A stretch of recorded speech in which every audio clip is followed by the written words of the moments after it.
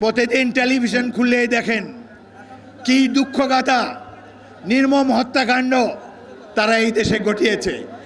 আমরা মনে করি এই দলটির বাংলাদেশে রাজনীতি করার কোনো অধিকার নাই।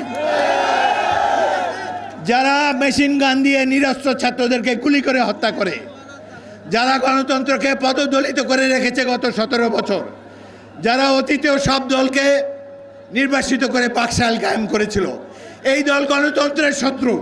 আমরা গণতন্ত্রের শত্রুদেরকে গণতন্ত্রের মিত্র বলে গণ্য করতে পারি না। আমরা চাই বর্তমান সরকার অবিলম্বে নির্বাচন কমিশন গঠন করুন, গ্রহণযোগ্য ব্যক্তিদেরকে নিয়ে প্রয়োজন হলে রাজনৈতিক দলসমূহের সাথে আলাপ আলোচনা করে একটি ভালো নির্বাচন কমিশন আপনারা গঠন করুন। আমরা দীর্ঘদিন ধরে অনেক ত্যাগ তিতিক্ষার বিনিময়ে দ্বিতীয়বার স্বাধীন হয়েছি। আমরা প্রতিবেশী রাষ্ট্রের গোলাম হয়েছিলাম আওয়ামী লীগ ফ্যাসিস্টদের কারণে।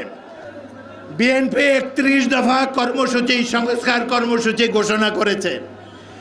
এই কর্মসূচি এটি বর্তমান তত্ত্বাবধায়ক সরকার বা অন্তর্বর্তীকালীন সরকার ইতিমধ্যে আমাদের সংস্কার প্রস্তাবকে মান্য করে তারা 6টি কমিশন গঠন করেছে। বাস্তবায়নের জন্য প্রাথমিক পদক্ষেপ বর্তমান ডক্টর ইউনূসের সরকার নেবে বলে আমরা আশা করি। বাংলাদেশের এক শ্রেণীর তথাকথিত বুদ্ধিজীবী আছে যাদের গণতন্ত্র ভালো লাগে না, গরিব মানুষের শাসন ভালো লাগে না, সাধারণ মানুষ উৎসব মুখর পরিবেশে ভোট কেন্দ্রে গিয়ে তাদের রায় দিবে এটা অনেকেরই ভালো লাগে না।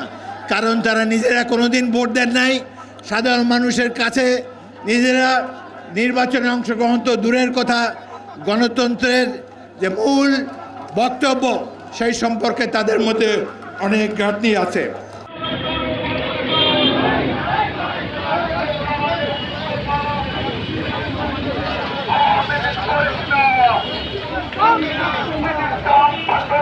আওয়ামী লীগ